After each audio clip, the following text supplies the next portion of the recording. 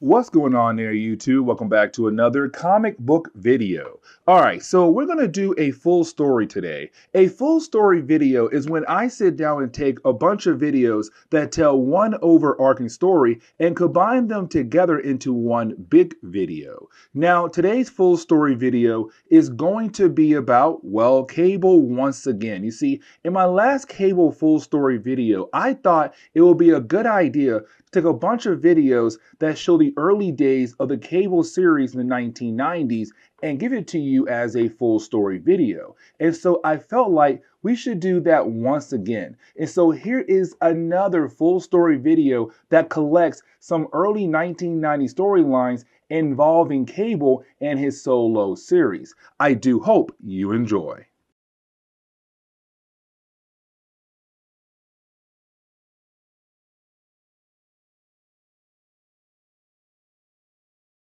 Okay, guys, so we have technically ran into a small issue when it comes to our coverage over the X-Men. Let me explain. You see, in the 1990s, the X-Men got really popular. I am talking about the idea that we had a lot of different X-teams out there. You had Uncanny X-Men, X-Factor, X-Force, Excalibur, Wolverine, Cable. And you also had miniseries as well, like Gambit, Sabretooth, and the list goes on. Really, we're in the early 1990s. By the late 1990s, you have a lot more teams popping out left and right when it came to all the different X titles. But what I mean by all of this was that with everything going on, occasionally you would have writers just write one single story arcs and that is it. So it may seem like we're not covering a lot, but in reality, we are covering a lot. And sometimes you would have different X titles be connected to other X titles as well. Like, for example, Cable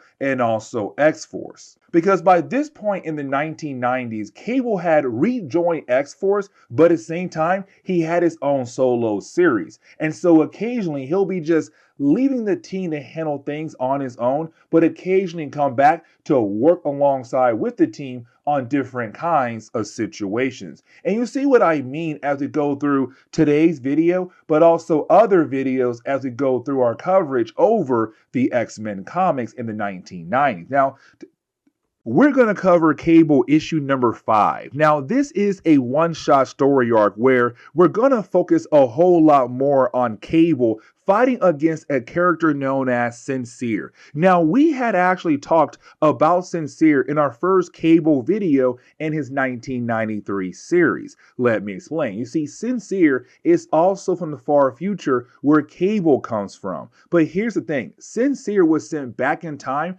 to go after a rogue agent, better known as Mr. Tolliver. Now, that was another character that we had actually talked about before in our X-Force videos. You see, for Mr. Tolliver, all we knew at first was that he was just some kind of gun merchant that Cable wanted to bring down for many different reasons. But now we're learning that Mr. Tolliver is actually from the future, but on top of that, he is the son of Cable. Now, for Cable, he has no idea that Tolliver was his son in reality. But for right now, for Cable, he believes that Tolliver is dead. But in reality, he's still alive. And that is why Sinsear is here, to go ahead and kill off Tolliver. Now, for Sinsear, he knows that Tolliver is Cable's son. And for Sinsear, he realized that if he is able to kill off Tolliver, it will be the perfect revenge against Cable. Now, we have no idea why Sinsear wants to get revenge against Cable, but this one-shot story arc kind of gives us that information, telling us why the man is trying to get revenge against Cable. And really, we learn the actual origin of Sinsear in 3 single pages. Let me explain. You see, for Sinsear, he was part of an army troop that was fighting in some war in the far future. Now, his troop, they were hit with some kind of bomb.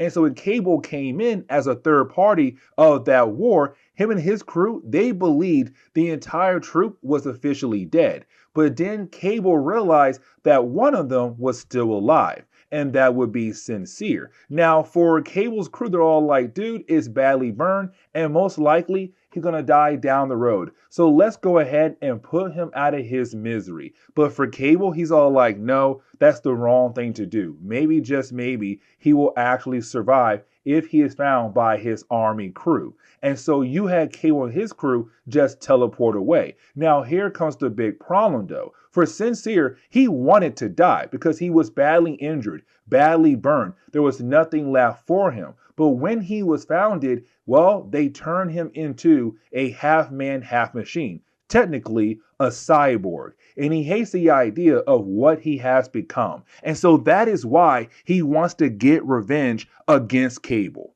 Now, this story arc does pick up shortly after the second chapter of Fatal Attractions and also X-Force issue number 26. Now, remember, in those two issues, we saw Magneto badly injured Cable, and it took almost like 86 hours or something for Cable to truly recover. So by this point, he does look perfectly fine, but there's still some things to work out when it comes to his machine half of his body. Like, for example, the whole idea of downloading the Professor. Now remember, the Professor is this AI system that he brought with him from the future back in the past. And so right now you have X-Force telling him like, hey, listen, we have Professor, but we still need some more time to make sure that you are perfectly ready to download Professor into your machine half of your body. But while talking to X-Force, that is when he is confronted by a hologram of Sincere. Now, for Cable, he truly believes that Sincere is here for him. And technically, yes, Sincere is here for him,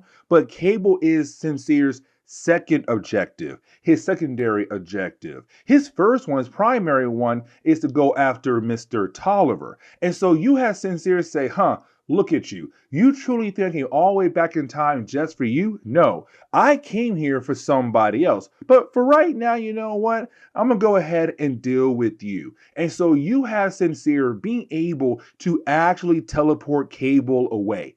Just like that, he is gone.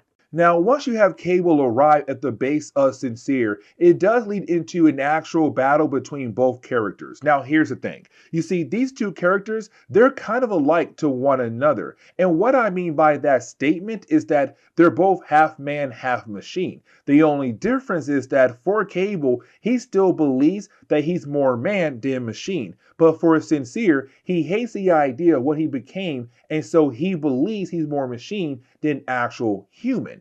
And so while you have the two characters fighting against one another, you have Cable trying his best to get through to Sincere, saying, look, you may think you are a machine, but you are more man than machine. Look at you. You are bleeding like a man. You are thinking like a man. You are feeling like a man. Right now, you're no machine. You are a man just like me. And let's not forget, my man inside my body is a mutant. I'm a low-grade telepath.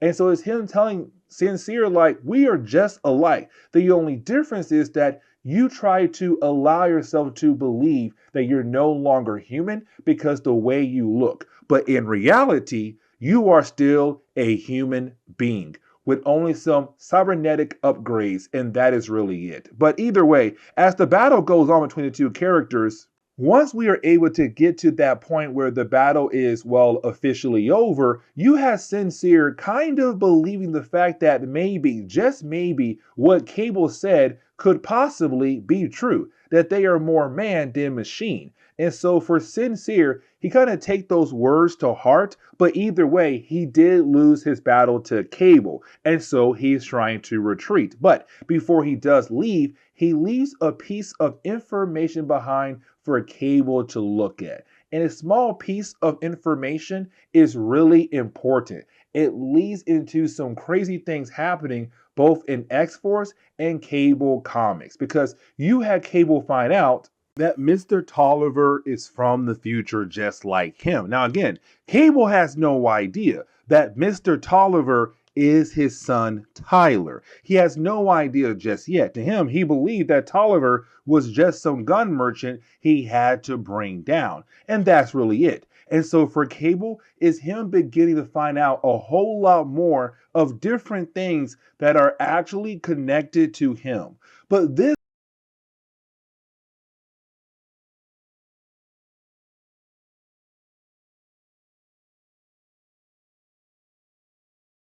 What's going on there, YouTube? Welcome back to another comic book video.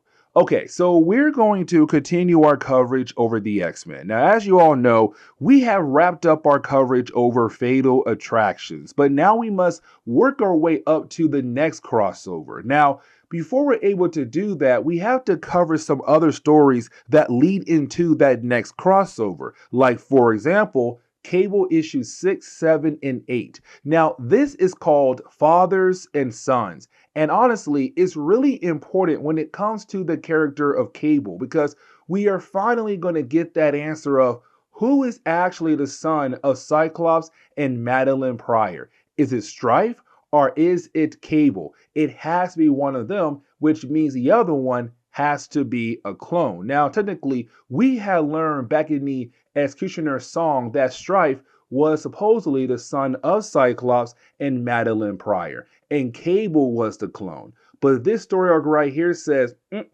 that is actually wrong. And you see what I mean as we go through today's video.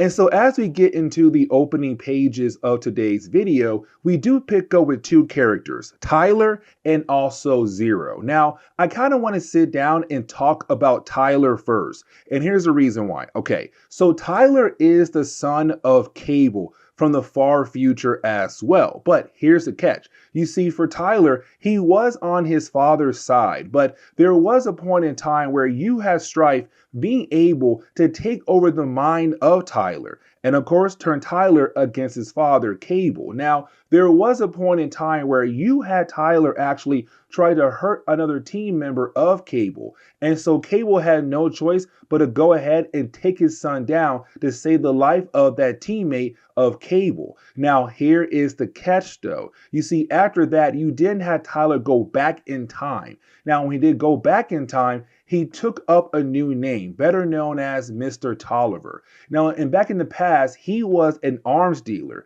And so when Cable came back in time as well, for Cable, he had no idea that Tyler was Tolliver. Instead, all he knew was he had to bring down Tolliver. And so that was his goal in the early days of X-Force Comics and also New Mutants as well. Now, at the end of the early days of X-Force Comics, going into the the Executioner song storyline, you had Cable being able to defeat Tolliver, but still not knowing that Tolliver was his son. Now, later on in Cable issue 5, Cable learned that Tolliver was his son Tyler, who also came back in time as well.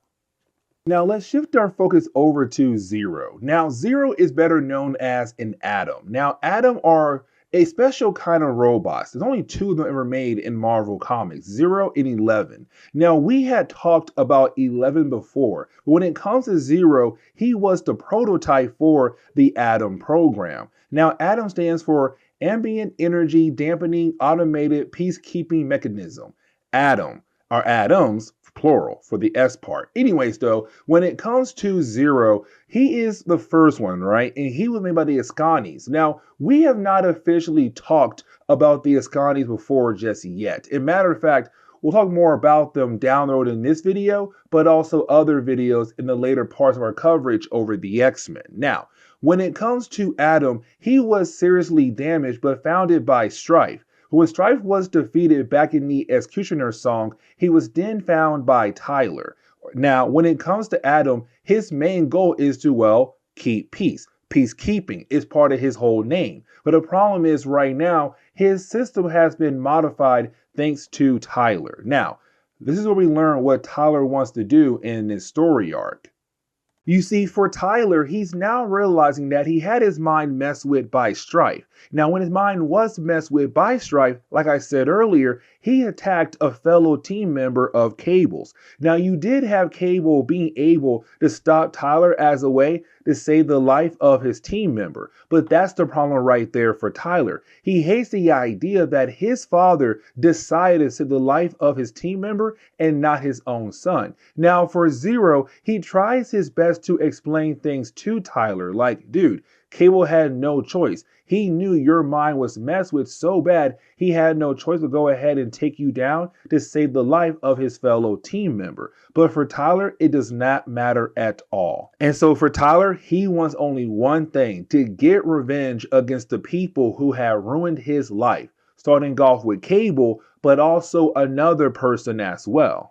But now we have to jump over to Cable. Now, when we do, we see that Cable is standing over the grave of Madeline Pryor. Now, let's not forget, for Cable, he still believes that he is the clone of Stryfe, that Stryfe is the real son of Cyclops and also Madeline Pryor. Now, you do have Cable be confronted by Domino. Now, for Domino, she's kind of wondering why in the world was she called over here to the grave of Madeline Pryor. And so then you have Cable tell her, like, listen, I have something very important to tell you. The whole idea of Mr. Tolliver. You see, you have Cable tell Domino that Tolliver was his son Tyler, who had also came from the future as well. Now for Domino, she wants to know why in the world would his son come back in time to become an arms dealer. But before you have the two characters being able to talk to one another about that subject, they're then confronted by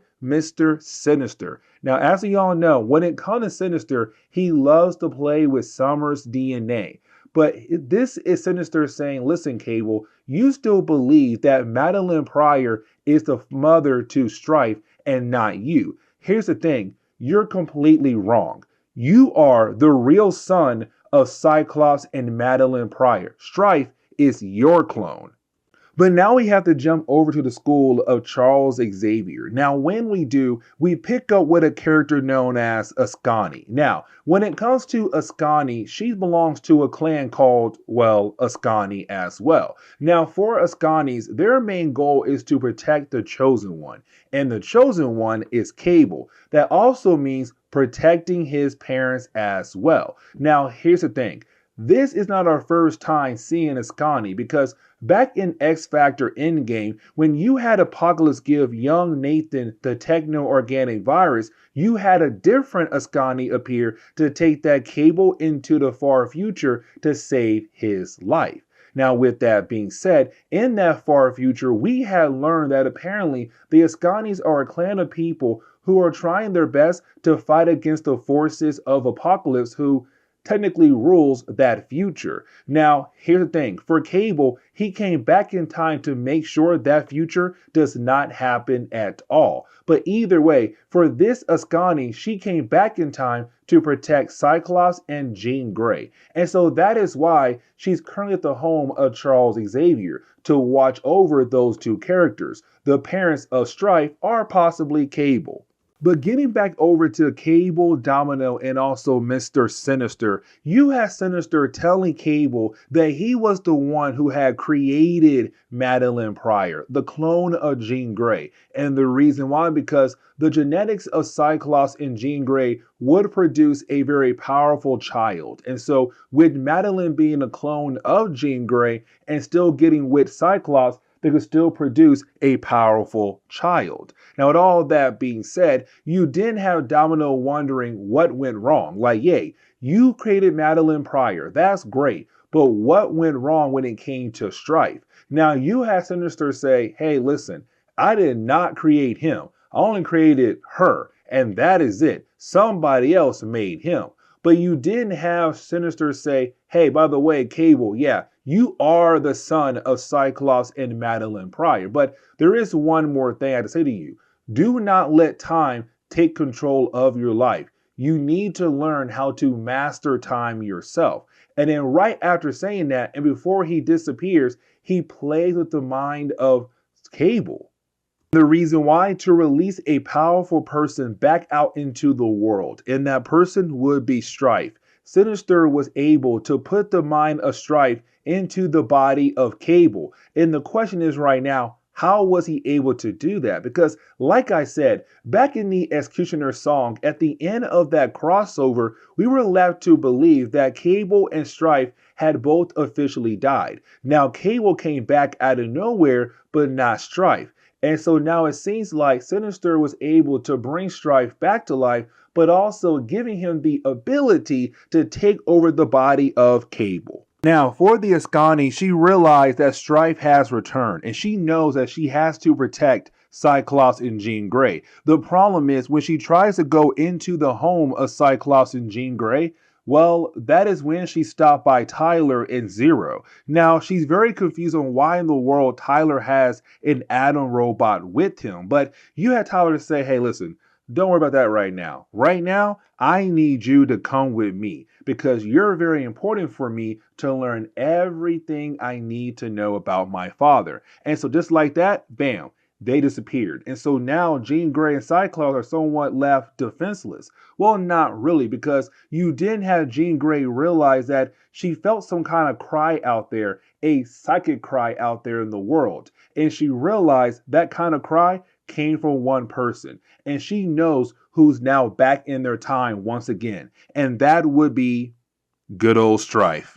So as we get into Cable issue number 7, we do pick up with Tyler once again. Now the Askani, she's now a prisoner of Tyler. Now we also learn here that it was Tyler who kind of told Sinister to go find Cable to help release Stryfe in the mind of Cable. And the reason why, because for Tyler, he wants to go ahead and kill off Stryfe and Cable in one good swoop. But we also see the reason why he had kidnapped or taking the Askani as a hostage is to learn the entire history of Cable in a very short period of time. Now, for the Askani, with her now being a prisoner, technically, she has no choice here. She has to go ahead and show him what he wants to know about his father. But getting back over to Stryfe, who's now in the body of Cable, you didn't have Stryfe, go back over to Camp Verde. Now, Camp Verde is the base for X-Force. And so while you have Stryfe in the room of Cable,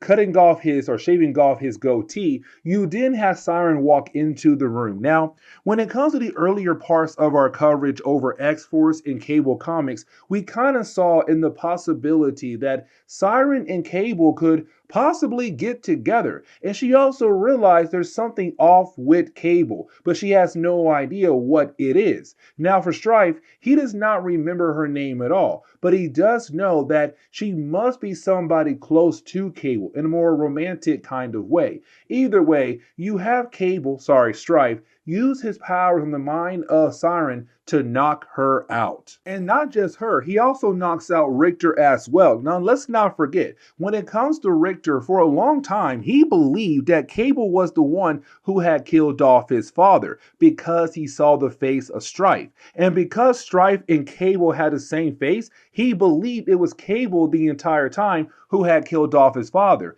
not knowing it was actually Stryfe. Now, he did find out later on, but at the same time, he still does not believe Cable at all. But he heard Siren scream. And so you have Richter try to confront Cable, who's right now being possessed by Stryfe. Either way, you have Stryfe go ahead and knock out Richter as well and leaves Camp Verde behind. Now let's go ahead and transition back over to Jean Grey and Cyclops, because for Jean Grey, let's not forget that she is not really the mother of Cable. Her clone was, Madeline Pryor, but when it came to X-Men Inferno, for Jean Grey, she had absorbed the mind of Madeline Pryor. So she has all the different kinds of memories that Madeline had when she was being a mother to baby Nathan. And so for Jean Grey, as she does watch old home videos of Madeline and also Nathan and Scott Summers as well, she remembers those things, but again, it was not really her. It's completely messed up. Now you have Cyclops walk into the room, and he's kind of hurt as well because he hates the idea that he had a son and he had no choice but to go ahead and give his son up. But also, let's not forget, for Cyclops and Jean Grey, they still believe that Stryfe is their son, a crazy mutant from the future. Now, for Cyclops and Jean Grey, they're also kind of wondering in the possibility if they can have children. Now you have Charles walk into the room and say, yes, you should still have the ability to have children because even though you are heroes, you're kind of like policemen and firemen, and they have families as well. But for Cyclops, he's afraid of the idea of producing another child that could most likely become Stryfe once again. But then you have Domino walk into the room. She said, you're wrong. Stryfe is not your son.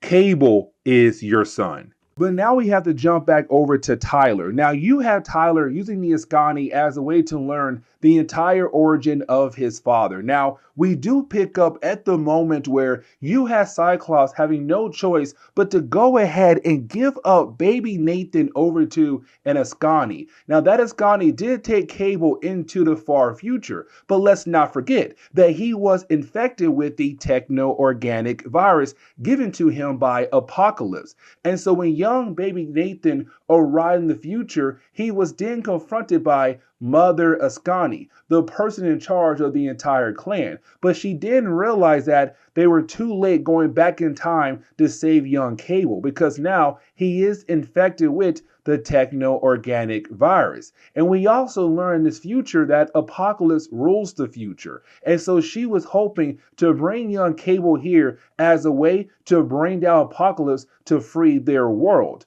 But now, unfortunately, the young baby Nathan is fighting for his life, fighting against the techno-organic virus. Now, we also kind of find out that they believed that young Nathan was going to die right then and there. And they said, we have no choice. We have to go ahead and clone him and use the clone as a way to bring down Apocalypse. But getting back over to Cyclops, Jean Grey, Charles Xavier, and also Domino, they head over to Camp Verde because for Domino, she knows that for Cable, if he wants to go after somebody, he's going to need some weapons first. And the best place to get weapons is the base of X-Force, Camp Verde.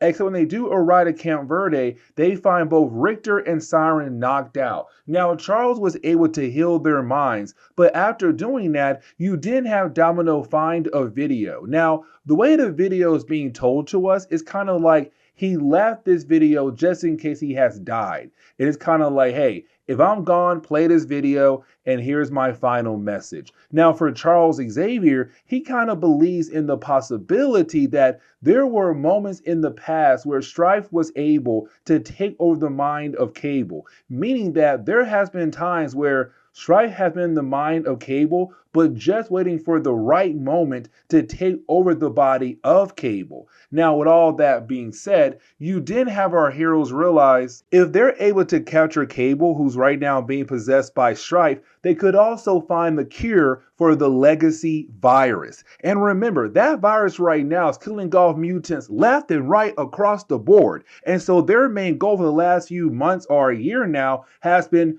trying to find the cure for the legacy virus. And right now, it does seem like their best chance is to get a hold of the body of Cable. Now, the ending of the second chapter is really more of Stryfe being able to sneak his way into the base of Tyler. Now, for Tyler, he's still holding on to the Askani as a hostage. But then out of nowhere, you didn't have her say, someone else is here in the base right now. And she's like, oh my God, it's him. But right after realizing who it is, you have Stryfe, again, who's right now using the body of Cable, destroy the body of the Askani. And once Tyler turns around, he realized that his base is now being attacked by, well, his father, but his father who's right now being controlled by Stryfe. Now, as we get into the final chapter, we kind of learn a tad bit more about Stryfe here. And the reason why I'm saying that, because remember, when it came to the end of the Executioner song, we saw Cable and also Stryfe be destroyed by the time vortex. Now, we learn here that apparently Cable was able to survive and come out of it. But Stryfe's body was destroyed, but his mind stayed alive. His mind was able to transfer over to the body of Cable. Now, that'll be explained a tad bit more here in a moment, but for Stryfe, This is where he finds out that he is the clone of Cable, that in reality, he was never the son of Cyclops and Madeline Pryor. It was Cable, and he cannot accept the fact that he is the clone. Now, we also kind of find out the Askani is still alive only for like two more pages here, because you didn't have Stryfe say like, listen, I don't know why you're here because your entire clan, your sisterhood has been killed off. But she says, if I'm still here right now, that means that my clan is still alive, which means that clan was able to send me back in time to protect Cyclops and Jean Grey. And oh, by the way, I had warned them that you have returned. And so because of that right there, we kind of find out that it was not Stryfe's scream or his powerful mind reaching out to Jean Grey. It was the Askani reaching out to Jean Grey, telling her like, hey, listen, Stryfe is back and you need to be on your A game. Now for Stryfe, he realized that Cyclops and Jean Grey now know that he is back. That means his plans are going to fall apart. And so with them being so upset, he kills off the Askani, but her spirit and body or her energy goes over to the mind of Tyler. And so you have Tyler say, it's so wild and crazy that you still don't believe the fact that you are the clone of Cable. But you know what? Our minds were connected, my mind to hers. And so when she died, her mind came to my body, which means now I'm able to show you everything you need to know about the actual truth of Cable and you.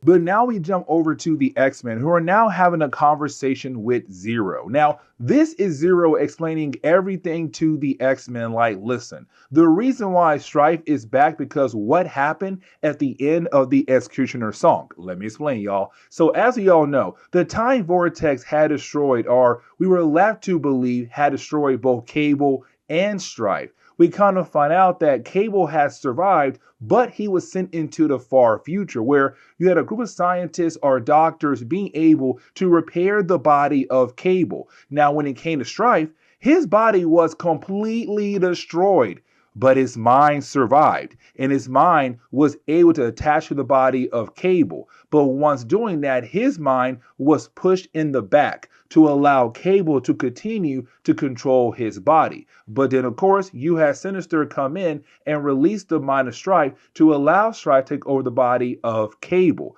Now, with all that being said, the only reason why Sinister got involved because Tyler called Sinister to allow Stryfe to take over the body of Cable. So that when he kills off Cable, he's also killing off Stryfe as well. Now, for the X-Men, they once again get confirmation that yes, Cable is the son of Cyclops and Madeline Pryor. And you also had Jean Grey realize it was the Askani who had reached out to her to warn her that Stryfe has returned. But now we're able to transition back over to Stryfe. Now for Stryfe, it's him kind of learning everything that happened to him and why he is the clone of good old Cable. Because right after you had the Askani being able to clone Cable and to make Stryfe, Apocalypse forces attacked their base. And they were only able to grab Cable. They were not able or fast enough to grab Stryfe as well. And so you had some folks stay behind and try their best to grab Stryfe, but they were killed off. And so then you had Apocalypse being able to get Stryfe, not knowing that he has the clone of the baby that he was actually looking for. And so this is the moment where you as Stryfe realize that yes, my dude, you are the clone of Cable. You are not the original one at all. Now, we get into the idea of the X-Men arriving just in time to fight against Stryfe. Now, this whole entire section is really more of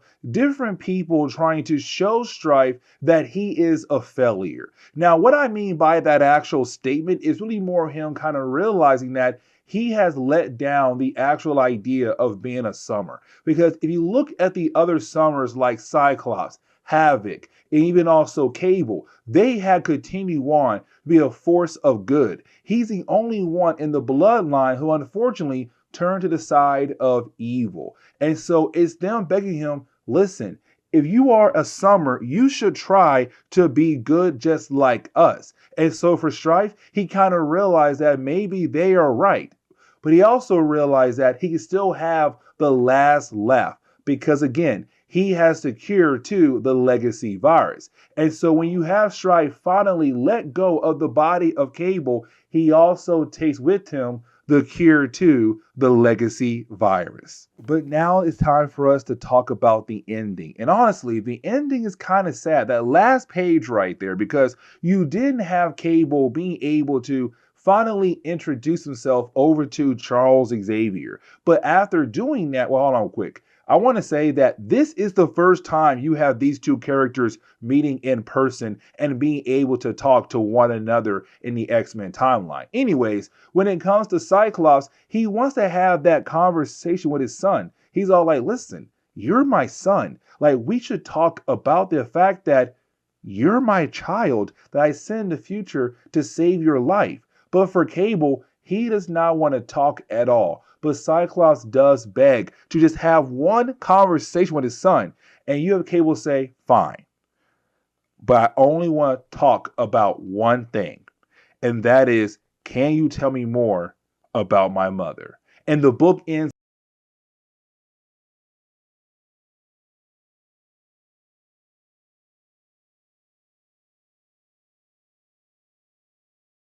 Okay, so getting back into our coverage over the X-Men, we do pick up with a three-part story arc called The Killing Field. Now, this three-part story arc does take place in issues number 9, 10, and 11 from the Cable series. Now, really, it's really more of Cable fighting against Omega Red, but also the acolytes of Magneto as well. And as we go through today's video, I'll do my best to remind you who the acolytes are, but also who is Omega Red, because both parties do play a major role in today's storyline.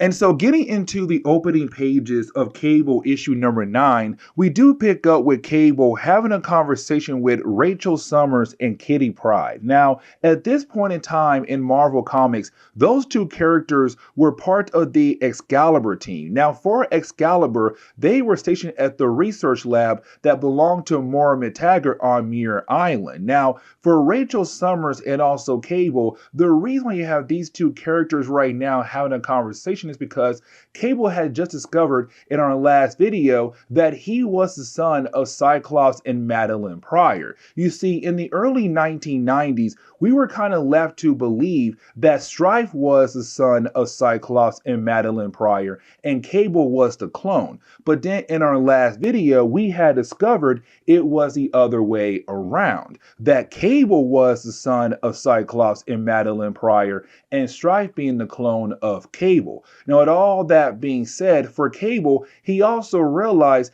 if he is the son of Scott Summers, that also means he is the brother of Rachel Summers. Now, for Rachel Summers, there is a small problem though, because for this Rachel Summers, she's from an alternate timeline, better known as the Days of Future Past timeline. And so in that timeline, it was a very dark future. But either way, for Rachel, she's kind of wondering in the possibility with Cyclops and Jean Grey getting married, will they have children? And if they do have children, will one of their kids be her? But for right now, for Rachel, even though technically she is the sibling of Cable, at the same time, she's not, because she's from a different timeline, with a different Cyclops, with a different Jean Grey. And so right now, yes, they're siblings, but in reality, they're not. Now, when it came to our earlier videos, we had different moments where you had Rachel being able to easily connect to Cable's mind. And for our two characters, they had no idea why. Now they do know why, because they are siblings in, well, some weird time traveling way. Now we have to jump over to the Acolytes. Now the Acolytes are the followers of Magneto. Now for the Acolytes, even though Magneto is not around because thanks to Charles Xavier, the mind of Magneto was shut off, you still have the Acolytes out there still trying to do Magneto's work. And with that being said, they're trying to hunt down a character known as Omega Red. Now, there is one particular character on the Acolytes that we have to talk about, and that would be Katu. Now, for Katu, he does have the mutant ability to siphon off a portion of the Earth's electromagnetic field. field and then convert that type of energy into a destructive blast. Now, with all that being said, for Katu, he does have a huge connection over to Omega Red. But for the Acolytes, the reason why they're looking for Omega Red is to hopefully bring him over to their side, to be working with the Acolytes and helping out with Magneto's work. Now, for Omega Red, we have to remember that he's always dying. Now, there are two reasons why he is always dying. The first is that when it came to Omega Red, he was part of the Super Soldier program for Russia, and it gave him a type of metal called carbonadium. The problem is carbonadium is poisoning him, and so he constantly has to use his mutant ability to drain the life force of other people to survive. Now, the second reason why is because his death spores. You see, for Omega Red, he has the ability to release death spores around him. Now, the longer somebody is near him, the more lethal they become. But the problem is, those same spores are also inside of him as well, slowly killing him off. And again, he needs to drain the life force energy of the people to survive. Now, in this storyline, they're kind of ignoring the whole idea of carbonadium poisoning him and really focusing more on the whole idea of his death spores are slowly killing him off. But either way, you do have the Acolytes tell Omega Red they have a way to help him out. Now, getting back over to Muir Island, we do pick up with Rachel Summers and also Kitty Pryde heading off to deal with a mission because there's some kind of inferno thing happening in London. So you have Excalibur leave to go handle with that problem. Now, for Cable, he wants to go with them, but Moira McTaggart says no. And the reason why, because Cable came over to Muir Island to kind of get a better understanding of his mind connection to Rachel Summers, to get a better idea of his, well, psychic abilities that are slowly evolving. Now, for Moira McTaggart, she does run some tests on Cable, but really more on the idea of his techno-organic body part, because for Cable, as we all know, when he was a baby, unfortunately, he was given the techno-organic virus. And so for Moira McTaggart, she's trying her best to get an understanding of the techno-organic virus inside his body. But the problem is, while trying to do that, the alarms go off, and that tells her automatically somebody had broke into her lab. And we already know who that is. That would be Omega Red.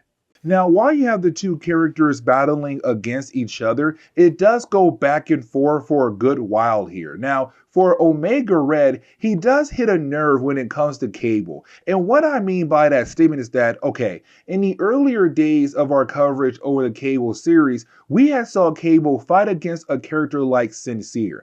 And when it came to Sinsear, he was like Cable, half man, half machine. Now, for Sinsear, he felt like he was more machine than man. But for Cable, he felt like he was more man than machine. But for Omega Red, he's calling Cable a flat out machine because the way he looks. But at the same time, it's Omega Red saying that, listen, you are not, well, man enough, quotation marks, to bring somebody down like me. Now, for Omega Red, he came here for a certain component he needs to kind of help with his mission to stay alive. And so once he was able to take down Cable, he was then able to get that component and get the heck out of there. Now for Cable, he was completely knocked out by Omega Red.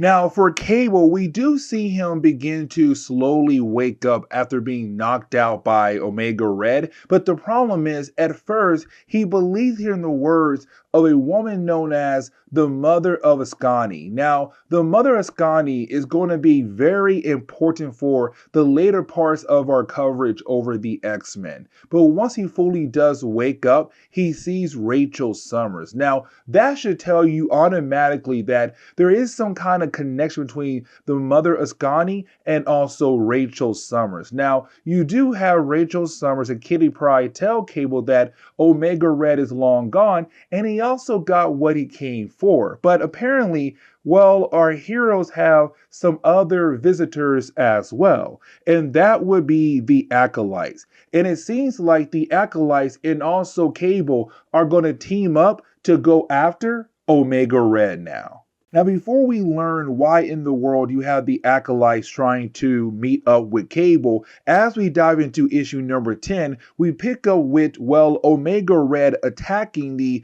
Tyranium Space Center. Now, the Tyranium Space Center was used in the Epsilon Red project. Now, Epsilon Red was another special project done in Russia. Now, it was completely different from Omega Red. For Epsilon Red, they were trying to use them as a way to deep space travel. Now, when it came to Epsilon Red, apparently there was something special going on with that project that could possibly help Omega Red survive when it comes to his death spores slowly killing him off. And so you have Omega Red attacking the director of the Epsilon Red project saying, listen, give me the information about that project because there's something about that project that could possibly help me survive when it comes to my mutant curse. Now, a few hours later, we do pick up with the Acolytes and also Cable arriving at the same center that Omega Red was just at. But of course, a few hours had passed by. So right now, Omega Red is no longer there. Now, for Cable and also the Acolytes, when they do arrive, they are attacked by some Russian soldiers who were sent there after Omega Red had attacked the center. Now, you do have the Acolytes being able to easily take down these soldiers. Now, after doing that, you didn't have Cable step in to make sure the Acolytes do not cross any lines at all. Like, for example, killing off just innocent humans who are just trying to protect their center. Now, this leads into the whole idea of why we have Cable now teaming up with the Acolytes. You see, for the Acolytes, they tell Cable that they were trying to bring Omega Red over to their side. And they had a whole game plan to bring Omega Red over to their side by telling him like, hey, listen, we know how to fix your mutant curse, how to get rid of the death spores that are slowly killing you off from the inside out. And so they told Omega Red what he needs to do. Different kinds of components, but also a special kind of procedure. Now, for Omega Red, he took that info and did the heck out of there. He's all like, okay, cool, thanks. By the way, I'm not going to join you guys at all. And so for the Acolytes, they begin to freak out. And here is the reason why. Because when it comes to the special kind of procedure, it has to be done in a vacuum of space. And the only place that Omega Red did that right now would be Avalon, the space base of Magneto. Now, for Cable and also the Acolytes, they do figure out that for Omega Red to be able to make it to Avalon, he has to teleport there. And the only way to do that is the Arctic base that belonged to Magneto a long time ago. And so for Cable right now, he's trying his best to figure out how to get past security that Magneto had left behind when it came to his Arctic base. Now, this leads into the reason why I said Katu became a somewhat important character for this storyline alone. You see, for Katu, he was just your regular mutant living in a small village in Russia. But then out of nowhere, you had a group of Russian soldiers arrive and they began to kill off every single person in that village, including the family of Katu. Now, he also wanted to die. In matter of fact, when he ran into Omega Red at that same exact moment, he was kind of hoping that Omega Red would kill him off as well. But Omega Red does not. And the reason why, because you see, for Katu, he is a mutant. And he was kind of messing with the communications when it came to the Russian super soldier program. And so because of that, you had the Russian government say, hey, you know what? Take him out. He's right now getting in our way when it came to our super soldier program. And so you had Omega Red rip off the arms of Katu a long time ago, but make sure that he would survive. And so for Katu, ever since that moment right there, he wanted revenge against Omega Red for what he has done to his family, but also the loss of his arms as well. Now, this leads into Cable and also the Acolytes being able to make it over to the base of Magneto, the Arctic base. Now, they were able to get past most of his security. Now, once they do get into the inner parts of the base, you then have Cable kind of wondering, how can they get into the main part of the base?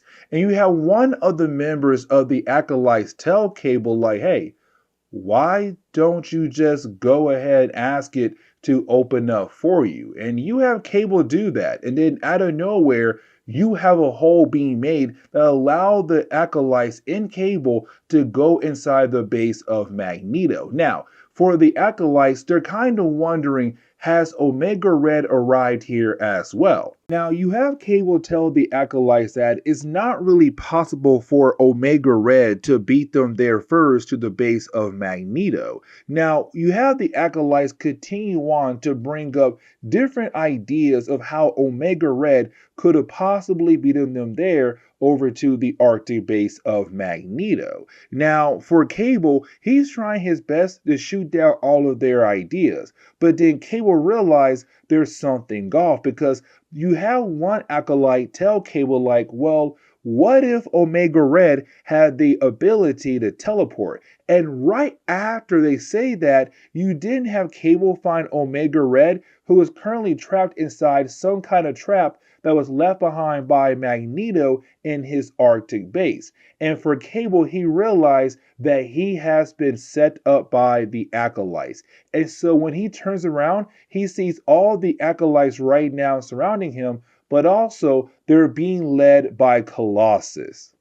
Now, as we dive into the opening pages to the final chapter for today's video, I kind of want to explain what's going on with Colossus and why he's working with the Acolytes, just in case we have some people who had just joined our coverage over the X-Men. Now, when it comes to Colossus, the reason why he's working alongside with the Acolytes is because in the early 1990s, going into Fatal Attractions for Colossus, the man had went through a lot. He lost his brother to suicide. His parents were killed off by the Russian government, and his sister had died by the hands of the legacy virus. For Colossus, he had lost his entire family in a very short period of time. And let's not forget that for Mikkel, Colossus thought Mikkel was dead for many years to only come back and then die again in a matter of days or weeks or months. Either way, for Colossus, he lost his entire family. And so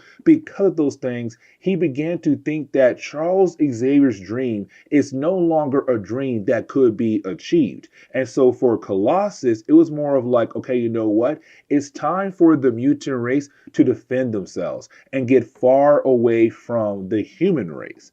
And so right now for Colossus and the Acolytes, they do have a special reason of why they want Cable for. Now, before we learn that, you have Cable being able to run away. Now, when Cable does, he begins to realize why this base was being controlled by his voice alone. Now, for Cable, he was able to reach the center of the base where he has all these monitors watching the different members of the Acolytes. Now, at first, all the Acolytes were together, but then they have broken up into multiple teams to hopefully find Cable at a faster rate. But for Cable, this is perfect because now he has the chance to take them down one by one or group by group. But now we have to jump over to a character we have not seen in a very long time, and that would be Lee Forrester. Now, when it came to Lee Forrester, she was used as a love interest for Cyclops right after Jean Grey had died. Like, we believed for a good while there that Scott and Lee were going to get together. Now, when it came to Lee, she did ask Scott to stop being an X-Men, to stop being a superhero. And so we were kind of left to believe in the possibility that he would do that. He did not, but he also met Madeline Pryor on their break. And so, as we all know, for Scott Summers, he had ended up with Madeline Pryor. Now, the reason why I'm bringing her up, because when we jump over to her, we see her working at some kind of dock in Florida. And one of her crewmates, unfortunately, gets pulled into the water and killed off by an unknown character. It's for a brief moment, but as we all know for comics, it's going to lead into something happening down the road. Now, I want to transition back over to Cable. And the reason why, because you have Cable being able to take out the different members of the Acolytes by using a good old divide and conquer game plan. Now, for Cable, he does tell us why the Acolytes have brought him there for. You see, for the Acolytes, they realize that the Arctic base is made out of techno-organic material. Now, that same kind of material is in the body of Cable. And for Cable, he is able to manipulate that kind of material in his body. And so for the Acolytes, they realize that if Cable is able to do that for his body, he should be able to do the same thing as well for the Arctic base. That is why the Acolytes have brought him there for. Now, when it comes to Omega Red, because Omega Red was not able to get over to Avalon from the Arctic base, he's going to do the whole procedure here on Earth. Now, that is a huge problem. And the reason why, because you see, if he does procedure on Earth, his death spores are going to spread across the entire Earth, killing off people left and right. And so now for the Acolytes, their main goal is to find their missing comrades that was taken out by Cable earlier, but to also teleport back over to Avalon before Omega Red is able to release his death spores across the entire world. Now, at the very last second, you do have Cable be saved by Amelia Voigt. Now, for Amelia Voigt, she has the ability to, well, turn matter into vapor. Now, that is honestly a pretty cool power to have, because with that ability, that means she's then able to turn herself and other people into vapor as a way to teleport out of tight situations like this one right here. She takes Cable and gets the heck out of there. And the reason why? To have a one-on-one conversation with him. You see, for Amelia, she said that her game plan was to use Omega Red as a way to get close to Cable, but she did not plan on using Omega Red as a way to kill off the entire human race. It was the other Acolytes who had decided to use Omega Red as a way to kill off the human race, because the other Acolytes had cut Omega Red chances to teleport over to Avalon. And so in 5 minutes, when it comes to Omega Red, when he does go through that special procedure, he's going to release the death spores across the entire world. And so right now for Cable and also for Amelia, they have to work together to stop Omega Red. But here comes a big problem. You see, as soon as you have the two characters decide to work together, you have Colossus appear. And for Colossus, he begins to fight against Cable, while you have Omega Red fighting against Amelia.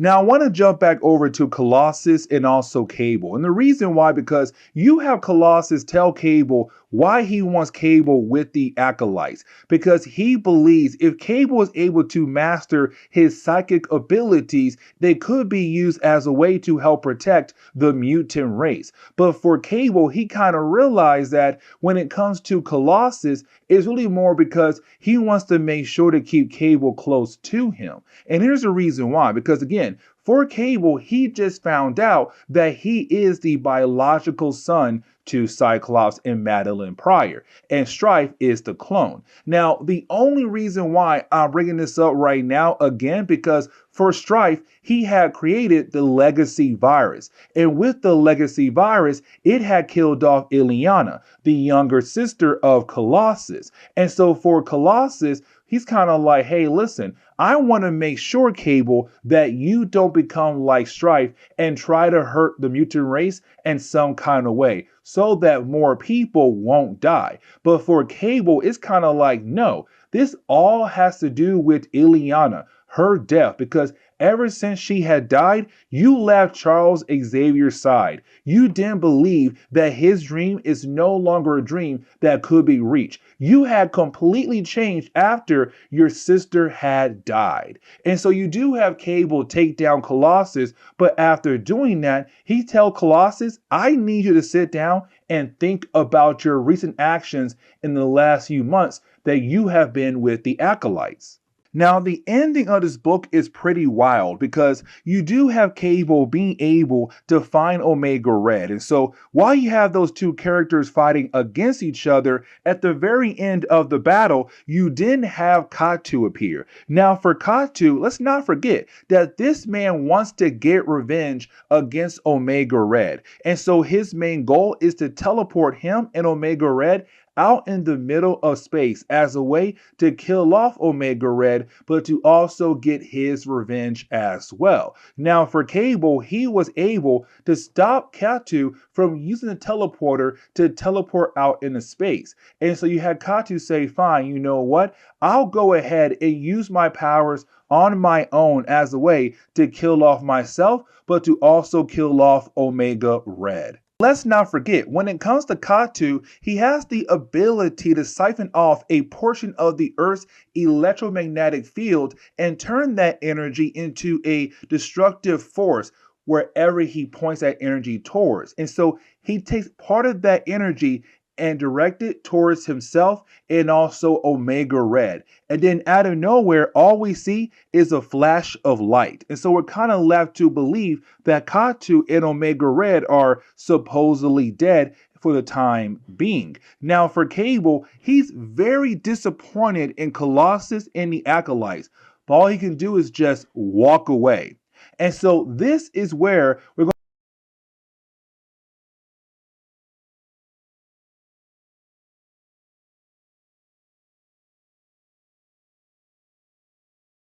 What's going on there, YouTube? Welcome back to another comic book video. Okay, so we're going to continue our coverage over the X-Men, but now we pick up with some good old Cable. And guys, we're going to cover Cable issue number 12, 13, and 14. This is a three-part story arc called Fear and Loathing.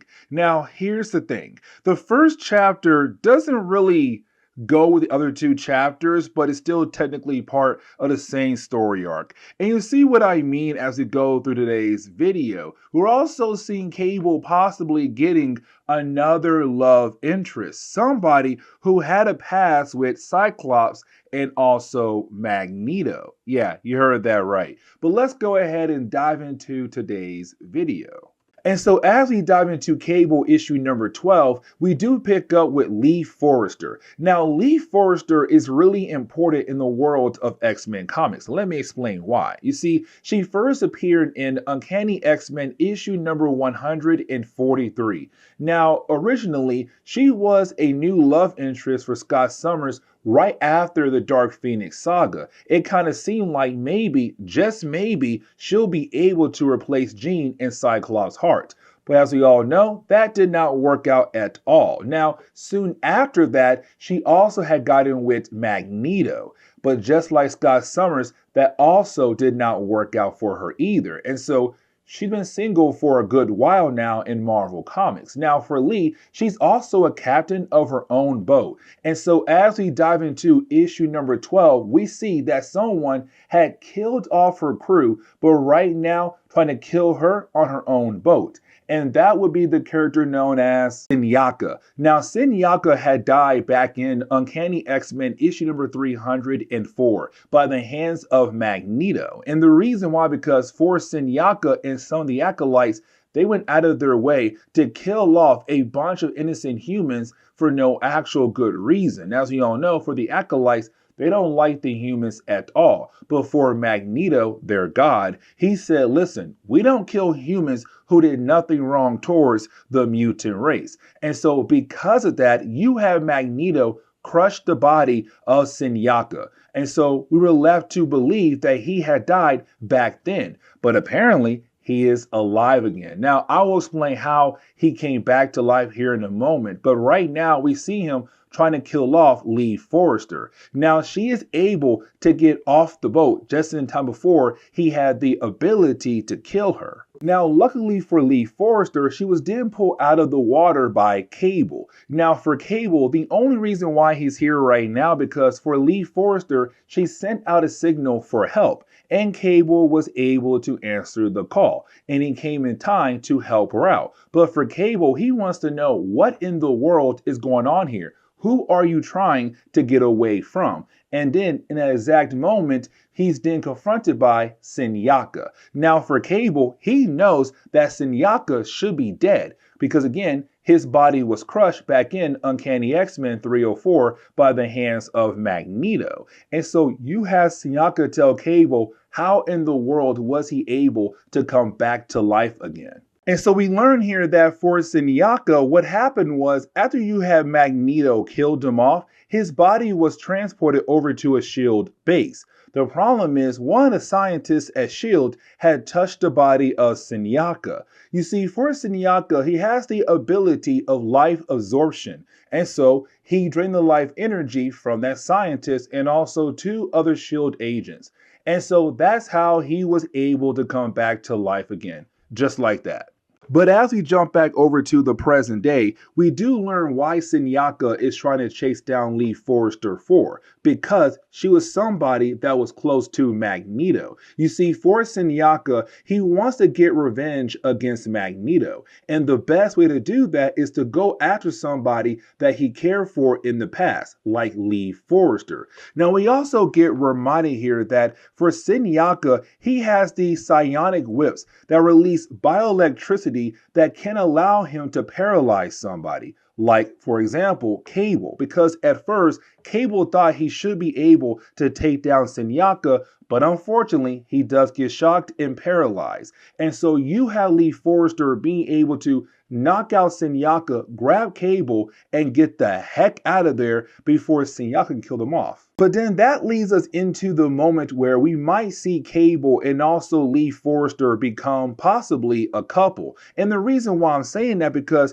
you have Lee Forrester begin to ask Cable about Magneto, the whole idea of him joining the Acolytes, a group of people who went out of their way to target humans to kill them off. Because to Lee, she can't believe that Magneto would do that. And you have Cable say, no, he did. Now, to Lee Forrester, she believed that Magneto was just a noble guy, a great gentle man. The problem is she don't know the true side of Magneto is what Cable is trying to say. Now, while you have the two talking to one another, as she talks to Cable, she kind of realized that Cable kind of reminds her of Magneto. And so that begins the possibility of these two characters, could get together down the road. Now, while you have the two characters talking to one another, they're then confronted once again by Sinsear. Now, for Sinsear, he believes that now everything should be easier for him. And the only reason why, because to him, Cable is no longer a big threat. Cable can't move. He's currently paralyzed. But on top of that, without his weapons, Cable is nothing. And so you have Sinsear try to kill off Lee Forrester. But the problem is almost everyone forgets about this. Cable has the ability of telekinesis. And so he is then able to use that ability to grab some sharp wooden pieces and throw them right at Sinsear's body, killing him in that exact moment. And so now for Lee and Cable, they are now able to get away from Sinsear. But here comes the big problem. You see, for Cable, he has this piece of technology that allows him to body slide. Body slide means that Cable can teleport almost anywhere across the world. The problem is he has to be connected to the professor, his AI system. You see, when Sinsear shocked him earlier, he had cut off that connection. And so right now, Cable cannot body slide like he used to. So him and Lee must walk all the way back over to a nearby town. Unfortunately, it's going to be a very long walk for them. And so as we dive into part 2, we can now officially say this begins the actual story being told to us in this 3-part story arc, because part 1 seemed a tad bit random, but part 2 and 3 go perfectly together. Either way, we do pick up with Cable and also Lee trying their best to get away from a tornado. Now, unfortunately, they're trying to achieve that goal by running away, which honestly is not a great idea, but like they have no choice. And so while they're trying to get away, you have Cable fall in some quicksand. And so with him now being in quicksand, you have Lee trying her best to figure out how in the world is she going to be able to help Cable get out of the quicksand. Now, unfortunately, almost everything she tries to do is just not working. But luckily for Cable, he has his telekinesis. And honestly, it does work. But also, this is a huge moment. And the reason why, because for Cable, he has not moved something so big before until now. And so for him trying to move himself, it took a lot of energy out of him. But he had no choice, because if he did not do that, he would have died in that quicksand. After all of that, you have Cable and Lee continue on to hopefully find somewhere to stay for the night. Now, they do find a cabin, and they're kind of wondering at first if anybody owns the cabin. And of course, it is owned by an old man known as Desmond. Now, at first, he looks like an innocent man, but honestly, this dude is very creepy. Things go south very quickly here, y'all, because after a while, you didn't have the old man call Cable by his real name. And the same goes for Lee as well. But for Cable, he's wondering how in the world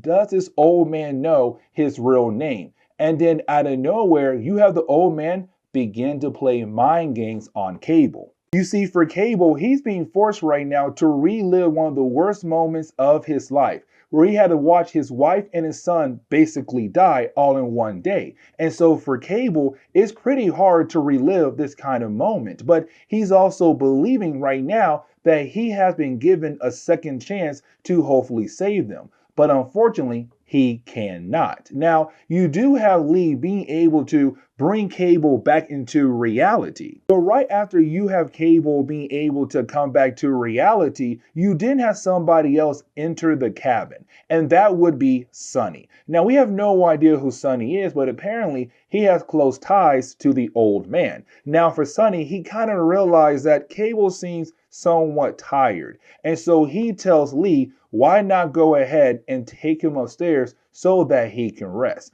Now, we do get another example here of the possibility of Cable and Lee could get together down the road, because she calls him cute when she puts him in bed and she walks away to go to her own bedroom to rest for the night. But as soon as she's able to get to her bedroom, things get crazier for her as well, because then out of nowhere, she is confronted by her father. And the reason why this is a problem, because her father died a while back. Now we're kind of left to believe that he had committed suicide, but either way, he's here right now, right in front of her. But she says, there's no way, you are dead. He says, you're right, I am dead. I die by a bullet. And so you have this fake version of her father get a gun out and shoot himself right in the head, right in front of her. And so you didn't have her run out of the house screaming for her life, but then she is confronted by Cyclops. Now remember, she used to date Cyclops, but right after dating Cyclops, she also dated Magneto, and he appears as well. But you didn't have Magneto go out of his way to kill off Cyclops. And that kind of shows her like, hey, listen, Magneto is no longer that good guy you knew him as. He is completely evil. He is pretty wild right now. But for Lee, this is a true nightmare. And so she begins to scream like no other.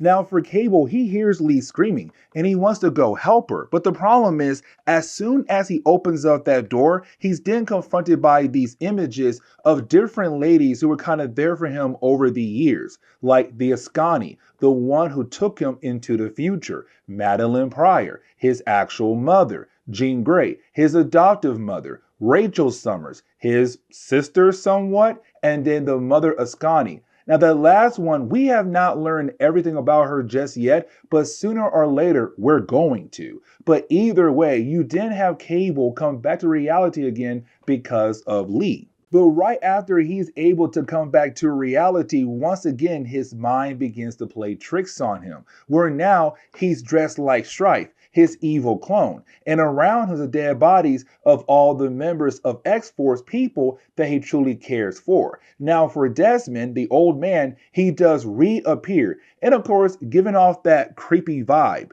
We're kind of left wondering, who is this old man? And so we kind of find out, it is Despair. Now, Despair is an old Marvel character. Now, he is a Fear Lord. And I kind of want to sit down and cover the actual origin of Despair. But for us to do that, we got to sit down and cover some Doctor Strange. And honestly, I might do that very soon as well. But for Despair, he is a Fear Lord. And he feeds off the negative emotion energy that people put off. So like being sad, angry, or despair. He feeds off those types of energy. And so with Despair, what he usually does is he makes you relive the worst moments of your life by using illusions like he did earlier to Cable and Lee to feed off their negative energy. Now, the last time we saw him, he fought against Rachel Summers, and he lost that battle. She kicked his butt, but because of that battle, he realized that the X-Men and Cable, they hold on to a lot of raw negative emotion energy that he can feed off of. And so that's his goal right now, to continue to feed off that negative energy that Cable and Lee are currently holding. Now, you have Lee being able to help Cable fight through Despair's illusions by kissing him, by bringing him back into reality. And so because of that, he's no longer able to affect Cable and Lee. And so with that happening, he is now quickly removed from the storyline as the main bad guy. But then you have another bad guy step in to be the main bad guy of the storyline. And that would be Belasco. Now, we haven't talked about this character in a very long time. I mean, a very, very long time. Now, the last time we have talked about this character was back in, I want to say, the Magic miniseries that came out in the early or late 1980s. You see, for Belasco, he was the original ruler of Limbo until he was defeated by Illyana, the younger sister of Colossus. You see, back in the 1970s, there was a storyline where Illyana was pulled into Limbo. Now, time moves differently in Limbo. And so while she was there for like years on years, back on Earth, it was only like 10 seconds. So for Colossus, he watched his young sister get pulled away and then come back out as a teenager. Now, like I said, while she was gone, she was being trained by Belasco in Limbo to be his apprentice. But then sooner or later, she overthrew him and became the ruler of Limbo. With her becoming the ruler of Limbo, it didn't last that long. Matter of fact, she lost that role of ruler of Limbo to another character, and that would be Sim. Now, that all led into X-Men Inferno that involved Madeline Pryor, the mother to Cable. And that will be very important. But for right now, let's go ahead and jump back into the story. Because as we dive into the final chapter, it's really more of Belasco fighting against Despair. And the reason why, because Belasco needs to use Cable for something special. But for Despair, he's not done yet. He's all like, dude, I still want to have some fun with Cable and also Lee. But you have Belasco say, nah, bruh, it's my turn now. Now, for Cable and also Lee, they're trying their best to get away. Unfortunately, when they walk through a door, they go to somewhere like Limbo or possibly Hell. They have no idea where. But either way, they turn around and they see Despair and Belasco continue to fight against one another. Until you have Belasco say, you know what, I'm done, and sends Despair away. Now, for Cable, he wants to know what the heck is going on here. Why in the world does Belasco want him? And this brings back X-Men Inferno. So like I said earlier, when it came to X-Men Inferno, you had Sim wanting to bring over the forces of Limbo over to Earth by using a portal. The problem was that portal, that barrier was closed. And so you had a few other characters grab some powerful human babies and used them as a ritual to open up that portal. Now, you had our heroes being able to close that portal down. The problem was right after that, you had Madeline Pryor try to reopen that portal by sacrificing her own son Nathan when he was a baby. But once again, you had the X-Men being able to stop her all over again. Now, the reason why this is all important because you have Belasco say, all right, Cable, I want to show you where we are right now. We are currently at the nexus of all realities. But right now, something is going to open up very soon that could possibly swallow the entire Earth. And the reason why, because the bad guy from X-Men Inferno is trying to reopen that portal once again. And of course, he is talking about Sim. The reason why Belasco needs Cable because Cable is technically magic and science. And y'all like, wait, what do you mean by that? Let me explain. So for Belasco, he realized that with Cable's techno-organic inside of him, that technically means that he is science. But for Cable, he's also the son to Madeline Pryor, who was the Goblin Queen. And so it's Belasco saying like, you're technically magic and also science, and you were also used in that ritual in X-Men Inferno. But either way, it's Belasco believing that Cable might be the key to close that portal before it opens up, and you have the forces of Limbo being able to go right back over to Earth once again. But while you have everyone talking to one another, you have Sim appear. Now, when Sim does appear, it's really more of him saying like, hey, listen, I am no longer scared of Belasco because when Belasco was the ruler of Limbo, Sim had to work for Belasco, but always tried to wait for the right time to hopefully get rid of Belasco and become the ruler of Limbo. But for Sim, he's technically that ruler, but also he's saying like, hey, I am no longer scared of you, Belasco. Like back then I was, but I have not seen a very long time. Things have changed a whole lot. And so you have Sim just being able to get rid of Belasco just like that. Now for Cable, it's now up to him to bring down Sim. Now for Sim, he also wants Cable because if he's able to kill off Cable, that barrier goes away to allow the forces of Limbo to go over Earth. Now this battle is very short-lived because at first you do have Cable believe that he should be able to take down Sim. You then have Sim fight back and then really it kind of looked like that maybe Cable will lose. But then you have Cable once again use his telekinesis to grab a stick and shove it right through the chest of Sim. Now, Sim is not dead, but he'll go away for a short period of time. And so just like that, you have Cable defeat Sim like it was no big deal. With Sim being defeated, that technically means that Limbo and Sim are no longer a threat for the time being. And so you have Belasco send Cable and also Lee back to Earth. And really, you have Cable just body slide back to maybe his base. And the book ends on that note right there. And you're kind of like, okay, this storyline was a weird one. And so we're kind of left to wonder, what could possibly happen down the road if Belasco or Sim reappear and once again go after Cable? But either way, this is where we're going to end today's comic book video. So please leave me a like down below and subscribe. But guys, see y'all next time. Later.